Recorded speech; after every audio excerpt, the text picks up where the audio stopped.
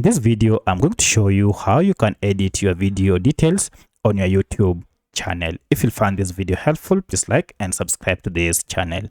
Alright, so if you had published any video on your YouTube channel and you wish to go ahead and edit information, either the heading or the description, is pretty simple. Just go ahead and tap on the video once you're logged into YouTube Studio. So for this case, I'm using YouTube Studio app on my smartphone, and then go ahead and identify the video. I'll go ahead and tap on it. Once you have tapped on it, I'll wish to go ahead and make some changes on this headline.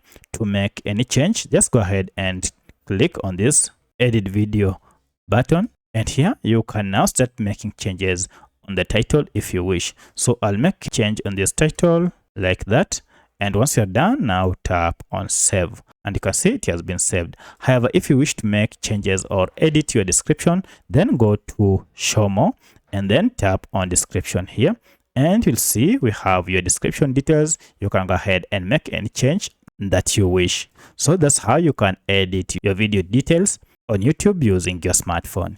If you have any other question, kindly let me know in the comment section. Otherwise, thanks for watching, and let's meet in the next video.